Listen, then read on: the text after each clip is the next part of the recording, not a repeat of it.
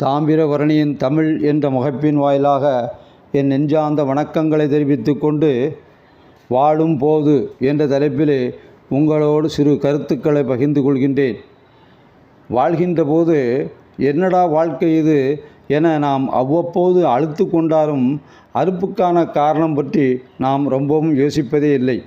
ஒரு வேலையும் இல்லாத போது கூட சிலர் தான் குடும்பங்களை மறந்து தான் பணி செய்யும் இடங்களில் கடனே என கிடப்பதும், கல்லூரி செல்லும் மாணவர்கள் கல்லூரி முடிந்தாலும் வீடு திரும்பாமல் கல்லூரியை பழி என கிடப்பதும், அம்மாவிடமோ அப்பாவிடமோ அரை மணி நேரம் கூட பேச முடியாமல் இருப்பதும், திரைப்படங்களில் காட்டுகின்ற அண்ணன் தங்கை போல் வீட்டுக்குள்ளே ஓடி விடுத்து விளையாடவும் ஏன் தோன்றவில்லை?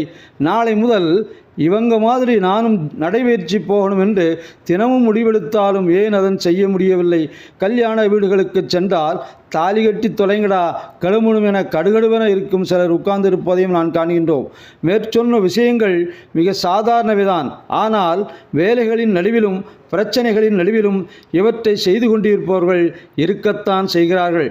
அது மட்டுமன்றி முக்கியத்துவமற்றதாக கருதப்படும் இவற்றை ஆர்வத்தோடு செய்கின்றவர்கள்தான் தான் முடிவெடுப்பதிலும், பிரச்சனைகளை கையாளுவதிலும், எதிர்ப்புகளை சமாளிப்பதிலும், தோல்விகளை கடந்து வருவதிலும் மற்றவர்களை விட சிறந்தவர்களாகவும் இருக்கின்றார்கள்.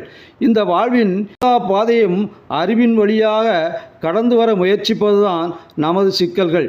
மொத்தமாக உழைத்துவிட்டு மொத்தமாக ஓய்வெடுக்க முனைவதும், எதற்குமே நேரமில்லாத அளவுக்கு எல்லாவற்றையும் இழுத்து போட்டு கொள்வதும், குடும்பத்தையும் மனைவியும் உறவுகள் பார்க்கட்டும், பொருளீட்டுவதை என் வேலை என்று புரிந்து கொள்வதும், இவை யாவுமே அறிவின் வழியாய் பயணம் செய்யும் முயற்சிதான்.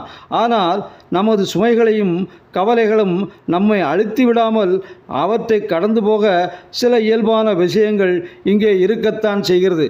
வரிகளை சுமந்தால்தான் அது கவிதை, கற்பனைகளை சுமந்தால்தான் அவன் கவிஞன், வழிகளை சுமந்தால்தான் அது வாழ்க்கை, காயங்களை சுமந்தால்தான் அவன் மனிதன்.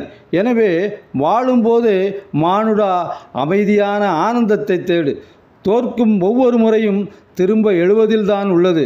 கடந்த காலத்தில் இருந்து கற்றுக்கொள்வது எதிர்காலத்திற்கான தெளிவான விரிவான இலக்குகளை கொள்ளுங்கள். உங்கள் கையில் உள்ள இந்த தருணத்தில் வாழுங்கள். வாழும் வாழ்க்கை ஒரு விசித்திரமான புத்தகம். நேற்றைய பக்கத்தை திருப்பி பார்க்கலாம், நாளைய பக்கத்தை புரட்டி பார்க்க முடியாது. பொறுமையை விட மேலான தவமும் இல்லை, திருப்தியை விட மேலான இன்பமும் இல்லை, இரக்கத்தை விட ஆற்றல் மிக்க ஆயுதம் இல்லை. முக்காலமும் நாம் உணர்ந்தால் எக்காலமும் சமநிலையாகும். குடம்பை தனித்து ஒளிய புல் பறந்தற்றே உடம்போடு உயிரிடை நட்பு என்பான் வள்ளுவன். உடம்போடு உயிருக்கு உள்ள உறவுதான் இந்த கூடு. தனியே இருக்க அதை விட்டு வேறிடத்திற்கு பறவை பறந்தாற் போன்று இந்த நிலையற்ற வாழ்க்கையில் வாழும்போதே மற்ற மனிதர்களுக்கு உதவி செய்து வாழலாமே. சில விஷயங்களை நம் வாழ்வில் திரும்ப பெற முடியாமல் போய்விடலாம். மரணத்தின் தருவாயில் இருந்து கொண்டு நாம் இன்னும் கொஞ்சம் சந்தோஷமாய் இருந்திருக்கலாம். உறவுகளோடு பகை பாராட்டாமல் வாழ்ந்திருக்கலாம் என்று சங்கடப்படுவதற்கு பதிலாக வாழும்போது நியாயமான சந்தோஷங்களை அனுபவிக்கலாமே. நாடும் நன்றியுடன்.